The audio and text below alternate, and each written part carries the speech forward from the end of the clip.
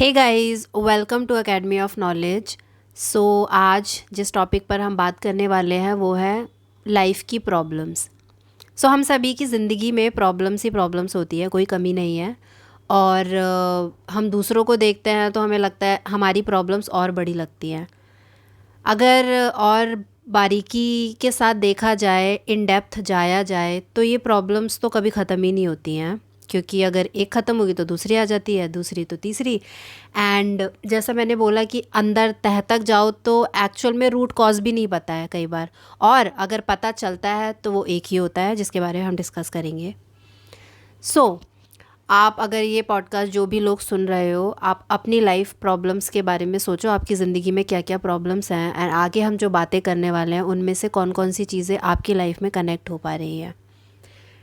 Tell me about कि हमारी ज़िंदगी में प्रॉब्लम्स कभी ख़त्म क्यों नहीं होती हैं, या फिर अगर एक ख़त्म हो जाती है तो फिर एक के बाद दूसरी, दूसरे के बाद तीसरी आती ही रहती हैं। और मोर देन एवर आज के टाइम में हमें, जबकि सारी चीज़ों का इतना इजी एक्सेस है और हम 21st सेंचुरी में रह रहे हैं, टेक्नोलॉजी जो है वो कितना कुछ अचीव कर चुकी है, स्टिल सबसे ज़्यादा डिप्रेस्ड है हम आज की जनरेशन। ऐसा क्यों है? सबसे पहली चीज़ तो ये समझ लेते हैं कि प्रॉब्लम होती क्या है। ठीक है, मतलब मैं यूनिवर्सल सेंस में बात करूँगा। Problem is just a scenario जहाँ पे एक चीज़ है जो एग्जिस्ट कर रही है और आपको उसे सॉल्व करना है, और वो तब तक गो अवे नहीं होगी जब तक आप उसके बारे में कुछ कर नहीं देते। और जब आप कुछ कर दोगे तो एंड में आपको एक रिज़ल्ट मिलेगा और अब आपको उस रिज़ल्ट के साथ जीना है। यही है। अब सेम ये चीज़ हमें मैथ में पढ़ाई गई थी बचपन में कि एक प्रॉब्लम है, प्रॉब्लम के अंदर भरने के लिए हमारे पास वैल्यूज़ होती हैं, हमें पता होता है इसकी वैल्यू ये है, इसकी वैल्यू ये है, एक फार्मूला है, उसमें डाल दी, इन दी एंड एक रिज़ल्ट ड्राइव कर दिया। अब या तो वो रिज़ल्ट सही होगा या तो वो रिज़ल्ट गलत होगा, और उसके बेसिस पे हम अपनी लाइफ में आगे बढ़ेंगे। यही रियल लाइफ में प्रॉब्लम होती है। अब ये जो वीडियो है, इसका टॉपिक मेनली जो मैं कहूँगा वो ये है कि what is the issue of all your problems. हर एक इंसान की दिक्कत होगा जो आज के टाइम पे, जिसने बोला कि आज के टाइम पे टेक्नोलॉजी इतनी है, हर एक चीज़ है, लाइफ इतनी इजी है। पहले एंसेस्टर जब होमोसेपियंस होते थे तो वो गुफा में रहते थे, हर दिन अपनी जान दांव पे लगा के शिकार करने निकलते थे, शिकार करते थे, आते थे घर में, खाते थे, गुफा में सोते थे, फिर जाते थे। और आज हमें कुछ नहीं करना, घर में बैठे रहते हैं, घर पे ऑर्डर करते हैं, खाना जोमेटो स्विगी से आ जाता है, खा लेते हैं, एसी चला के सोते हैं। हर एक चीज़ में, फास्ट फूड से लेके प्रोसेस फूड से लेके हर एक चीज़ हमें मिलती है, हमें अच्छी खासी मिल जाती है हमारे घर में ही। उसके बाद भी ऐसा क्यों कि ना हम कोई रिस्क ले रहे हैं, ना कोई हम जान दाव पे लगा रहे हैं, ना कुछ मुश्किलें हैं, फिर भी ऐसा क्यों है? तो अब इसके आंसर के लिए हमें सबसे पहले एक चीज़ समझनी होगी। एक वर्ड होता है आइडिया, कि एक आइडिया क्या होता है। आप सबने इंसेप्शन मूवी देखी होगी। इंसेप्शन मूवी में उसका मेन कॉन्सेप्ट यही था कि एक इंसान के दिमाग में उसके ड्रीम्स के, मतलब उस मूवी की मैं पूरी एक्सप्लेन नहीं करूँगा, बेसिकली जो सीन समरी है उसकी यही है कि एक आइडिया, मेरा जो मैं चाहता हूँ मैं उस चीज़ को आपके दिमाग में इम्प्लांट कर दूँ और आपको लगे कि वो आपका है और वो आपकी सोच है। यही है इंसेप्शन। जैसे परसेप्शन होता है कि मैं कैसे परसीव करता हूँ, जब मैं बाहरी दुनिया को देखता हूँ तो ये इस रियलिटी को मैं अपने अंदर की दुनिया जो है उसके थ्रू, जो डेटा मेरे पास है, जो नॉलेज मैंने आज तक गेन की है, उसके थ्रू मैं किस तरीके से देखता हूँ, मैं मेरे डिसीजन को वो चीज़ किस तरीके से इफ़ेक्ट करती है, मैं हाँ बोलता हूँ ना बोलता हूँ। वैसे ही सेम अगर मेरे उस परसेप्शन को कोई इंटरसेप्ट कर ले, कोई बाहर से आके इन्फ्लुएंस कर दे, और अब उस इंसान ने मुझे एक चीज़ बता दी जो मुझे कल तक पता नहीं थी। लाइक एक बच्चा है जिसको कुछ नहीं पता कि उसे अपने फ्यूचर में क्या करना है, और एक बंदा आके उसे 3 चीज़ें बता दे, बेटा आर्ट लोगे तो आर्ट में कुछ नहीं हो सकता क्योंकि उस बंदे को आर्ट की नॉलेज नहीं है। बेटा कॉमर्स ले लोगे तो सीए बन जाओगे क्योंकि उसे कॉमर्स में सीए से आगे नहीं पता। और बेटा मैथ ले लोगे तो तुम इंजीनियरिंग कर सकते हो, कुछ भी कर सकते हो। बस उस इंसान को इतनी पता, और उसने उस बच्चे को इससे कुछ नहीं पता था, आके ये बता दिया। तब उस बच्चे का जो पर्सपेक्टिव था उसे उसने इंटरसेप्ट कर दिया, और अब उसने जो अपना आइडिया थे उसको इम्प्लांट कर दिया। और अब बच्चा जो डिसीजन ले रहा है, अब बच्चे को ये लग रहा है कि उसे पता है, जब उसके सामने फॉर्म भरने की बारी आ रही है उसे क्या करना है, लेकिन वो उसे नहीं पता, उसके दिमाग में वो चीज़ इम्प्लांट की गई है। तो यही उस मूवी की बेसिकली समरी है कि मैं तुम्हारे दिमाग में कुछ डालूं और जब तुम्हारे पास डिसीजन लेने का टाइम आए तो तुम उस चीज़, मेरी उस चीज़ के बेसिस पे अपना डिसीजन लो और तुम्हें लगे कि वो डिसीजन तुम्हारा है। तो आइडिया क्या होता है? बेसिकली आइडिया होता है एक विजन, एक स्टोरी शब्द के साथ या किसी भी चीज़ के साथ अगर जोड़ दे। लाइक अगर मैं बात करूं लग्जरी की, अगर हम बात करें गुची, लुई विटॉन या इन लग्जरी हाउसेस की, लग्जरी कार्स की, तो जब हम कार बोलते हैं बेसिकली हैं ये कार या कपड़े ही, लेकिन लोग इनके पीछे इतना क्यों जाते हैं, लोग क्यों इन चीज़ों को खरीदना चाहते हैं, क्यों? क्योंकि इनके थ्रू लोगों को ये लगता है कि वो लग्जरी खरीद रहे हैं। इन चीज़ों को पहनने वाले लोग महलों में रहते हैं, पैसे वाले होते हैं, उनकी ज़िंदगी बहुत अच्छी होती है। तो ये सारी चीज़ें एक आइडिया को डिनोट कर रही हैं, ये सारी चीज़ें एक आइडिया को दिखा रही हैं।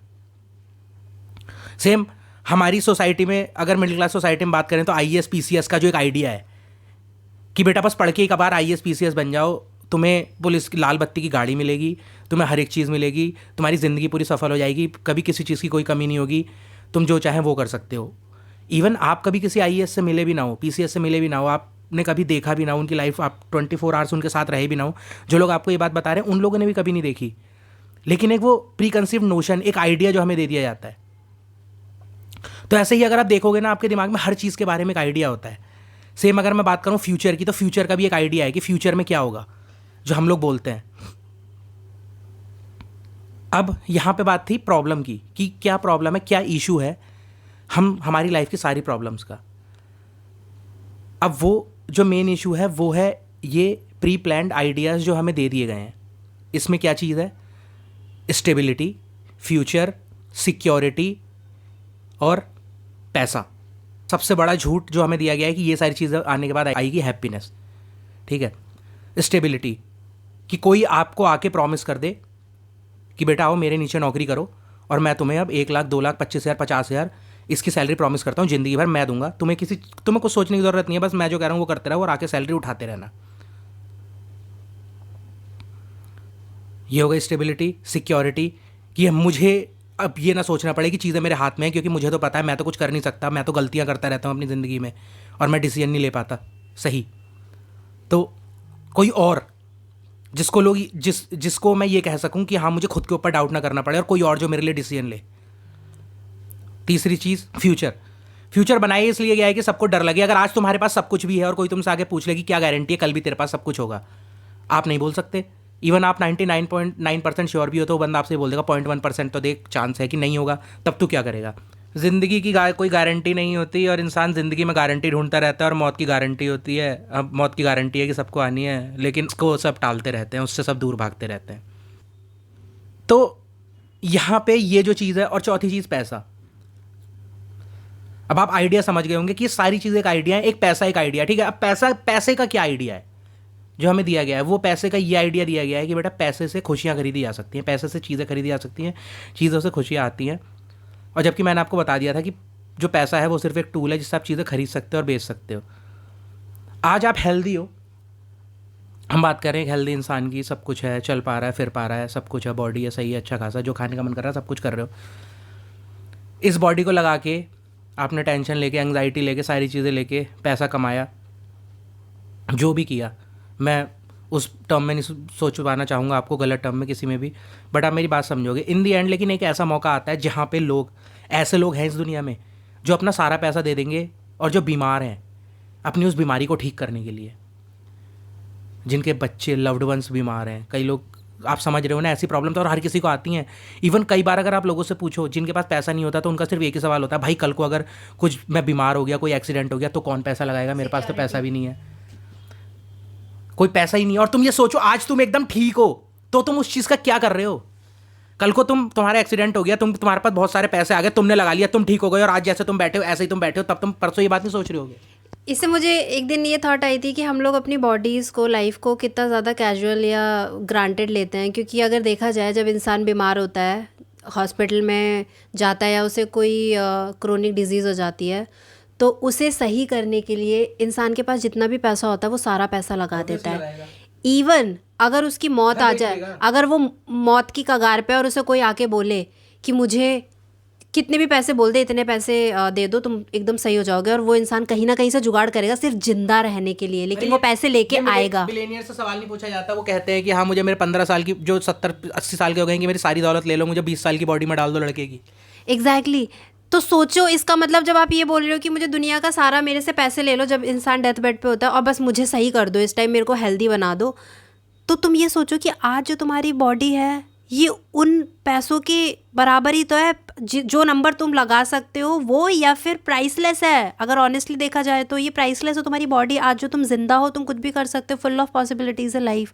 लेकिन इंसान उन फ्यूचर में बनाए गए दिमाग के अंदर इल्यूजन्स उनके पीछे खुद को day in day out torture करता है, सोचता है कि कल को अगर ये नहीं हुआ, कल को वो नहीं हुआ, कल को मेरे को कोई बीमारी हो गई, सिक्योरिटी नहीं हुई तो मैं कैसे सर्वाइव करूँगा।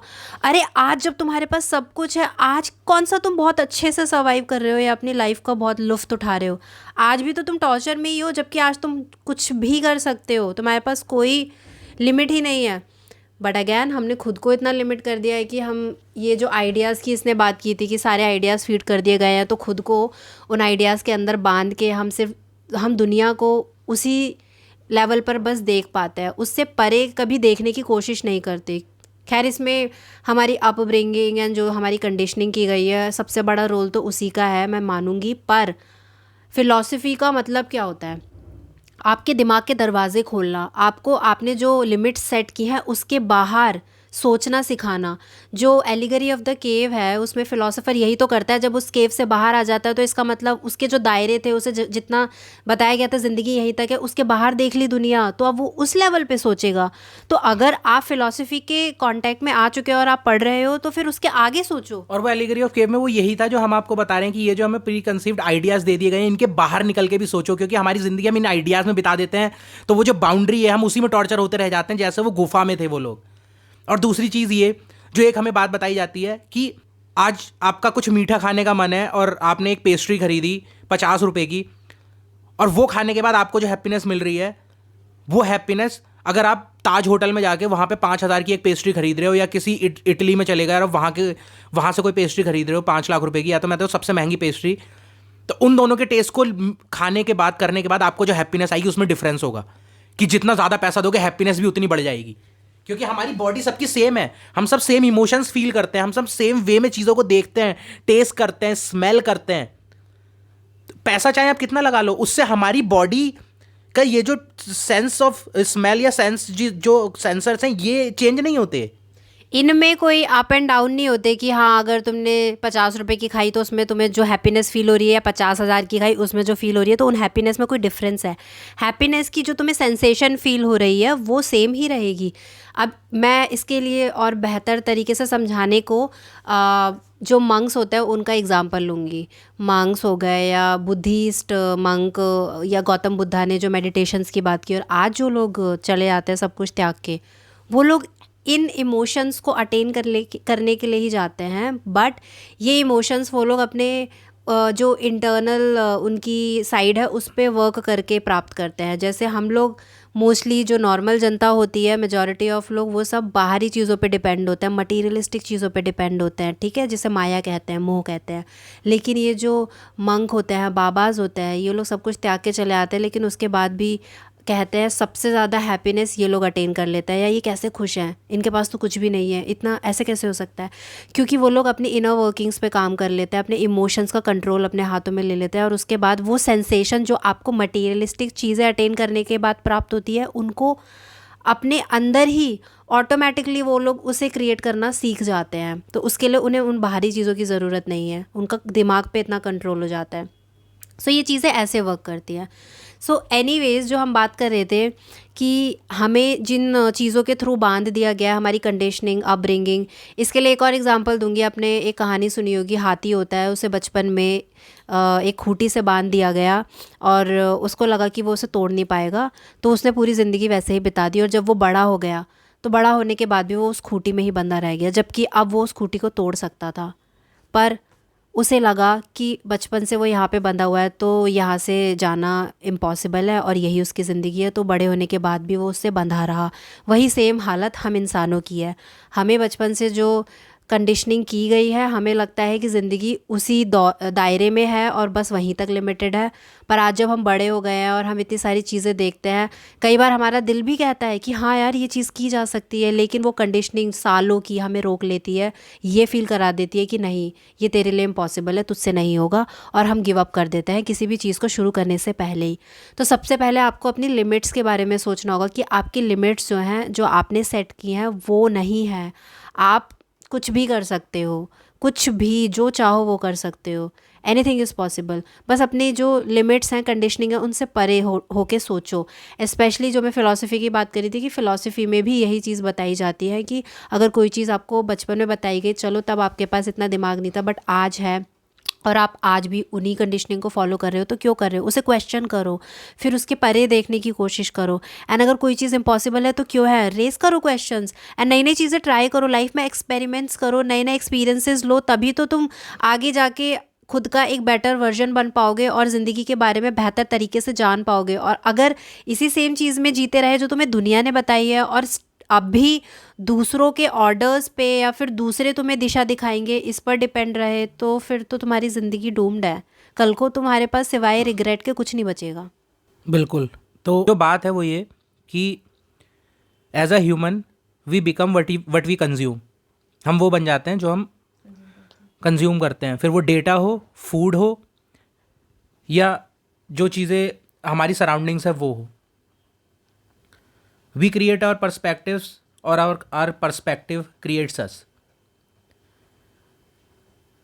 तो ये डेटा वाली बात मैं ये बता देता हूँ आपको कि अब आप ये सोचोगे कि यार ये ऐसा होता क्यों है। तो सबसे पहले आप अपनी यूट्यूब की फीड देखो, आप अपनी इंस्टाग्राम की सर्च फीड देखो, और जो भी डेटा आप जिन लोगों से आप मिल रहे हो, आपकी फैमिली में, आपके रिलेटिव्स में, आपके फ्रेंड्स में या कॉलीग्स में, आप उन सब में देखो। अब आप ये एक बार गौर करो कि वहाँ पे क्या चल रहा है, क्या क्या क्या डेटा है जो रिकमेंड हो रहा है आपकी इंस्टाग्राम फीड पे, आपकी यूट्यूब फीड पे। अगर उस पर सिर्फ यही चीज़ आ रही हैं, ट्रेडिंग ऑप्शंस आ रहे हैं, कोचिंग में क्या चल रहा है ये आ रहा है, किसकी जॉब चल रही है क्या आ रहा है, किसने कितना पैसा बनाया ये आ रहा है, कौन कहाँ ट्रैवल कर रहा है ये आ रहा है, कि कौन कौन से कपड़े पहन रहा है ये आ रहा है, कौन क्या खा रहा है, कौन कहाँ फ़ोटो डाल रहा है, किसकी शादी कहाँ हो रही है, कौन कहाँ हनीमून मना रहा है, कौन कहाँ डेट पे जा रहा है। अगर ये सारा डेटा आप डे इन डे आउट खा रहे हो, आपके रिलेटिव आपसे सिर्फ ये पूछ रहे हैं, हाँ बेटा अब कहाँ जा रहे हो, बेटा कितने परसेंट आए, बेटा कितनी सैलरी कमा रहे हो, बेटा शादी कब हो रही है, बेटा ये कब हो रही है, बेटा वो कब हो रही है। आपके कॉलीग्स बस आपको ये बता रहे हैं कि मैंने तो नई गाड़ी ली, मैंने तो ये घर लिया, मैंने वो लिया। जिससे भी आप मिल रहे हो सब पूछ रहे हैं कि ये कहाँ चल रहा है, वो कहाँ चल रहा है। आपके दिमाग में भी यही चीज़ चल रही है। आप लोन के लिए परेशान हो रहे हो, आप एजुकेशन के लिए परेशान हो रहे हो, परसेंटेज नहीं आ रही, प्लेसमेंट नहीं हो रहा, 36 चीज़ें हैं। इन जब ये डे इन डे आउट आपसे हर कोई यही क्वेश्चन करे जा रहा है, आपकी फैमिली, फ्रेंड्स, कॉलेज, जिससे भी आप मिल रहे हो, तो आपको क्या लगता है आप क्या डेटा कंज्यूम कर रहे हो वहाँ पे, और आप क्या बन रहे हो? खुद को बदलना है तो जो डेटा कंज्यूम कर रहे हो उस डेटा को बदल दो, आप बदल जाओगे, आपकी लाइफ बदल जाएगी, आपका पर्सपेक्टिव बदल जाएगा, आपकी थॉट प्रोसेस बदल जाएगी। और यही सबसे बड़ा इशू है, क्योंकि आप अभी अपनी इंस्टाग्राम, जो मैंने बोला इंस्टाग्राम फीड, एक इंसान की इंस्टाग्राम फीड और एक इंस्टाग्राम की एक जो यूट्यूब फीड होती है, वो उसके बारे में बिल्कुल बता देती है कि वो क्या सोचता है, उसे क्या पसंद है, उसका क्या टेस्ट है।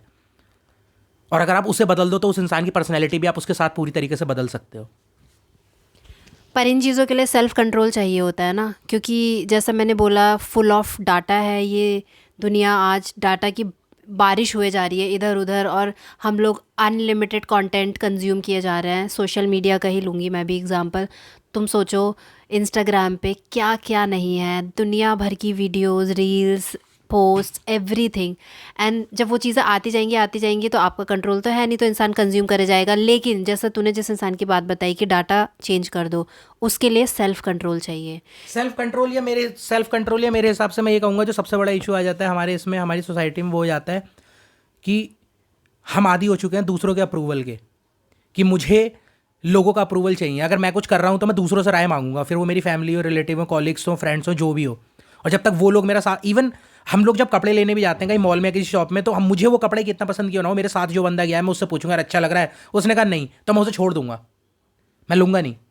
तो जब सोचो एक छोटे से कपड़े पे आप ये चीज़ नहीं कर रहे हो, तो जॉब पे आपको किस चीज़ में कितना इंटरेस्ट है, किसी फील्ड में, कहीं पे भी आपने सामने वाले को बताया, सामने वाले को उस चीज़ के बारे में कुछ नहीं पता, तो वो तो बस वही लाइन रिपीट करेगा जो उसे पता है, इसमें उसकी भी कोई गलती नहीं है। लेकिन आप ये सोचो कि नहीं यार, मैं तो वो करूंगा जिसमें ये मेरा साथ दे रहा है, क्योंकि अब दो लोग हो गए और दो लोग तो गलत नहीं हो सकते, क्योंकि मैं तो गलत हो सकता हूं। एक तो लो सेल्फ कॉन्फिडेंस और दूसरा सोशल अप्रूवल। आप कोचिंग कर रहे हो, आप यूपीएससी की तैयारी कर रहे हो, या आप किसी दूसरे एग्जाम की तैयारी कर रहे हो, आप दूसरे मुकाम पे हो और आप वो सारी चीज़ें कर रहे हो, तो क्यों कर रहे हो? अगर आपको कोई दूसरा ऑप्शन मिलता तो आप वो भी कर लेते। लेकिन यहाँ पे अब आपको यह है कि आप अगर हम लोग कह रहे हैं कि यार ये मत करो, तुम तो वो करो जिसमें तुम्हें मज़ा आ रहा है, तो तुम कहोगे कैसे कर लें, क्योंकि इसके लिए तो फीस हमारे घर वाले दे रहे हैं और वो इसमें हमारे साथ खड़े हैं, अगर हमने छोड़ दिया तो पैसे नहीं देंगे, तो मैं क्या करूँगा। तो यानी कि इन दी एंड ये भी एक तरीके का सोशल अप्रूवल ही तो है कि तुम्हें अपने घर वाले तुम्हें उनसे पैसे चाहिए और उसके बदले में उन्हें तुमसे सर्टेन चीज़ चाहिए। तो बस ये यहाँ पे एक ट्रेड हो रहा है। तुम्हें पता है अगर तुमने अपने दिल की सच्चाई उन्हें बता दी तो वो तुम्हें मतलब बेदखली कर देंगे, तुम्हें ऐसा लगता है मना कर देंगे कि हम क्यों कराएं, हम तो पैसे नहीं दे रहे, जाओ जो करना है अपने दम पे कर लो। और तुम्हें पता है अपने दम पे तुम कुछ कर नहीं सकते क्योंकि तुम इतने वीक हो, तुम खुद को इतना वीक समझते हो। और यही सेम चीज़ कि अब अगर तुमने अपने कॉलीग्स के सामने तुमने वो बातें करना शुरू कर दी या अपने दोस्तों के सामने जिसमें तुम्हें मज़ा आता है, तो वो सब कहेंगे अबे यार ये क्या उल्टी सीधी बातें करता रहता है, हम तो बात पैसे की करते हैं, बंदे बंदियों की करते हैं, क्या गर्लफ्रेंड रिलेशनशिप में चल रहा है इन सब की करते हैं, और ये पता नहीं कौन सी इंटेलेक्ट बातें ले आता है, फिलॉसफी की बातें ले आता है, छोड़ो इसका पत्ता काटो, इसके साथ नहीं बैठेंगे यार, तो यार मैं अकेला हो जाऊँगा, क्या होगा, इससे अच्छा मैं भी इनके साथ यही बातें कर लेता हूँ, यही फिजूल की जो ये करते हैं, मैं क्यों अपने दिल की और फिलॉसफी वाली बातें करूँ, इंटेलेक्ट बातें करूँ। तो ये जो चीज़ है ना कहीं पे पीपल प्लीजिंग वाली, कि लोग चाहते हैं कि सबके सब उन्हें पसंद करें, और एक इंसान जो सब जिसे सब पसंद करते हैं उससे फेक इंसान कोई और नहीं हो सकता, ये बात समझ लेना। जो ये कह दे कि हाँ जो तुम्हें पसंद है वही मुझे भी पसंद है, जो जिससे मिले कहे जो तुम्हें पसंद है यही मुझे पसंद है और तुम बहुत सही कर रहे हो। कभी कुछ ऐसी चीज़ बोले ही ना जो सामने वाला सुनना ना चाहता हो, कभी सच ना बोले, हर शब्द पे झूठ बोले और तुम सोचो उसे सब पसंद करेंगे। That's right. और एक और रीज़न जो है लोग पीपल प्लीजिंग में जाते हैं क्योंकि कोई भी अकेले नहीं रहना चाहता। और ये जो बोला कि जब खुद की कोई चीज़ करनी होती है तो इसका मतलब यह है कि आप दूसरों से अलग रास्ता चूज़ कर रहे हो और उस रास्ते पे आपको अकेले चलना पड़ेगा। The road less travelled, strong बनना पड़ेगा ना। हाँ, उसके लिए स्ट्रांग बनना पड़ेगा, सेल्फ कंट्रोल को अपने अंदर हार्नेस करना पड़ेगा। और साथ ही साथ भीड़ से अलग हो गए तो फिर तुम्हें बहुत और सारी चीज़ें भी फेस करनी ये पड़ेगी। सारी चीज़ें सारे ग्रेट लोगों में नहीं सुनी कि जो न्यूटन ने जब ग्रेविटी डिस्कवर की तो उसके सर पे जो सेब गिरने वाली कहानी है उसके बाद 30 साल लग गए उसे। इलॉन मस्क की आपने रोते हुए वीडियोस देखी है जब उसे बोलते थे कि तू पागल है, तो कुछ नहीं जानता रॉकेट इंडस्ट्री के बारे में, सारे रॉकेट क्रैश हो रहे थे। इवन दाविंची को, एडिसन को इतनी बार फेल हुआ उसके बाद जाके सक्सेस मिली। जो अब्राहम लिंकन, कितनी एंड में हर इंसान अकेला रहा, किसी ने सपोर्ट नहीं किया, भूल गया, लेकिन वो चीज़ करता रहा जिसमें उसे बिलीव था, तभी इन दी एंड वो चीज़ जाके मिली जो वो चाहते थे।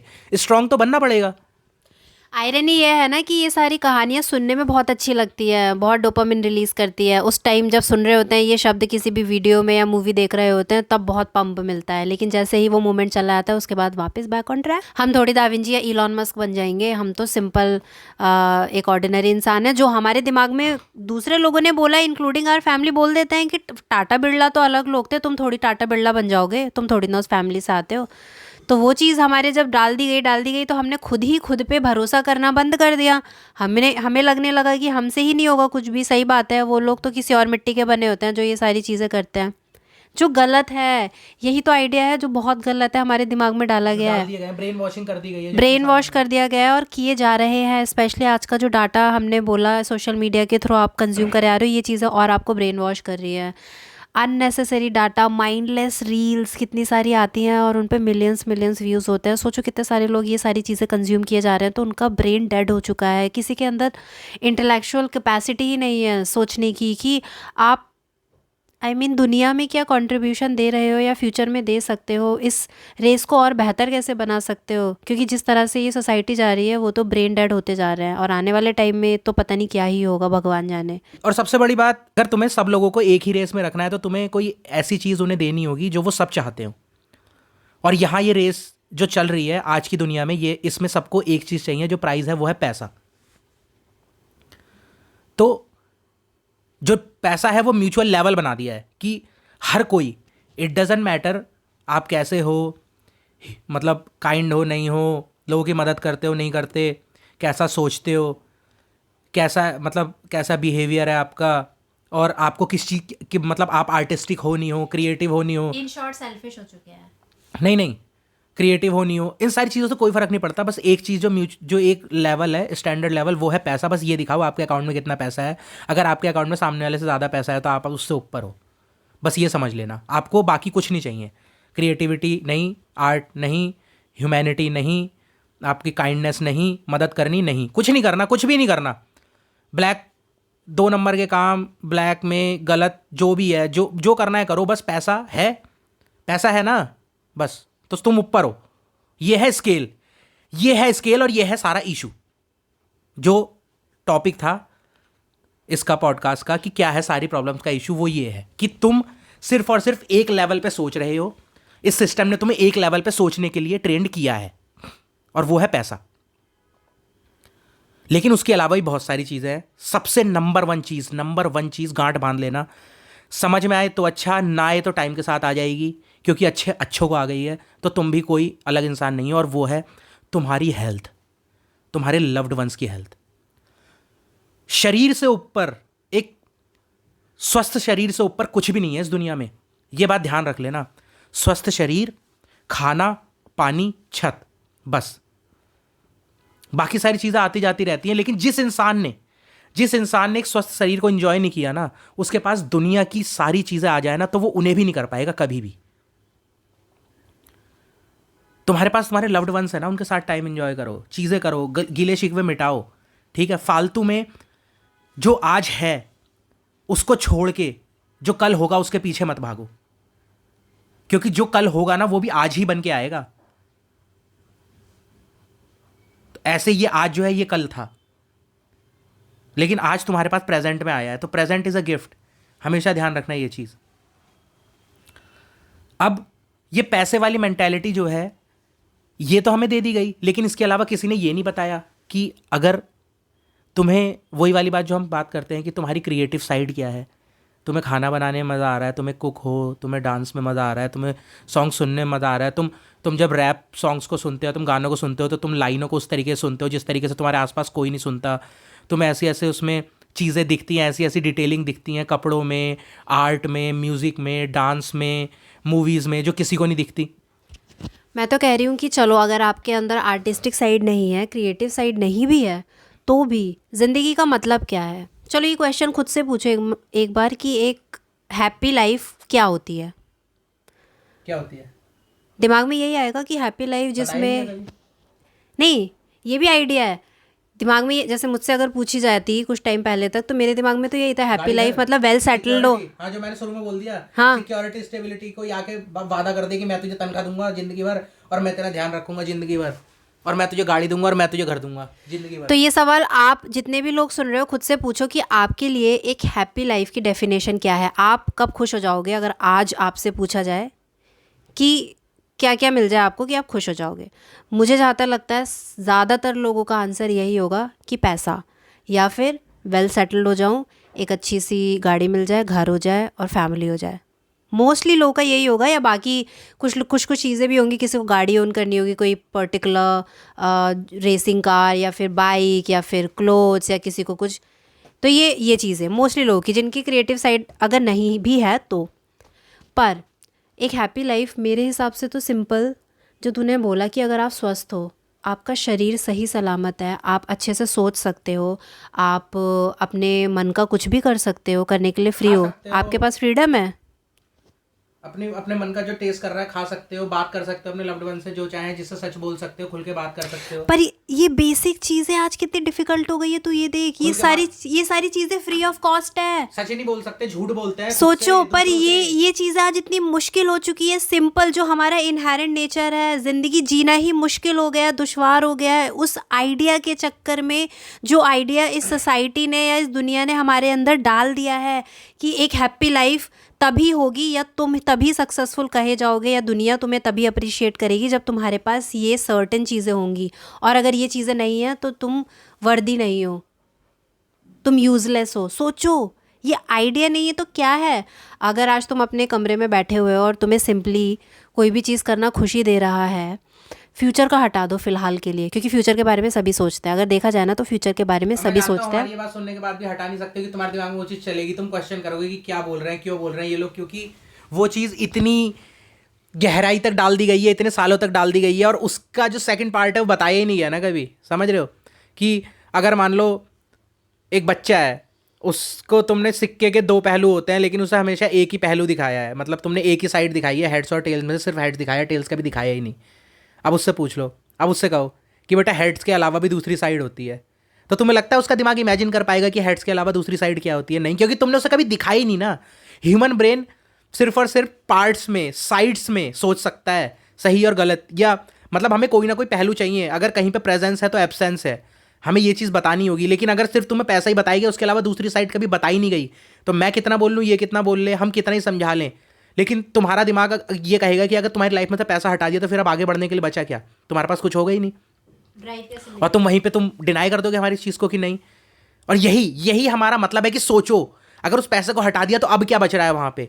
और अगर तुरंत आंसर नहीं आ रहा तो इसका मतलब ये नहीं गिव अप कर दो, जो हमें सिखाया गया है कि तुरंत आंसर नहीं आ रहा तो भाई ये चीज़ इंपॉसिबल है, छोड़ दे, मत कर। नहीं, उसमें टाइम लगाओ, टाइम दो, सोचो, टाइम के साथ वो चीज़ आएगी।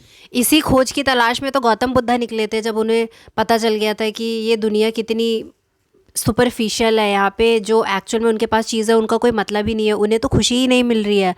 उसके बाद वो अपनी सर्च पे निकले थे, उन्होंने कितने साल निकाल दिए, कितनी घोर तपस्या की, तब जाके उन्हें उनका उत्तर मिला। और तुम सोच रहे हो कि अगर तुम अपने आप से ये क्वेश्चन अभी करोगे तो तुम्हें रातों रात आंसर मिल जाए? नहीं, अगर ऐसी चीज़ें ढूंढनी है तो तुम्हें मेहनत भी करनी पड़ेगी। ऑब्वियस सी बात है, कोई भी चीज़ ऐसी इतनी आसानी से नहीं आती है, हर चीज़ का एक प्राइस होता है। ये तुम्हें चूज़ करना है कि कौन सा प्राइस पे करने के लिए तुम तैयार हो। इसीलिए आज खुद से पूछो कि ट्रू हैप्पीनेस का मीनिंग तुम्हारे लिए क्या है।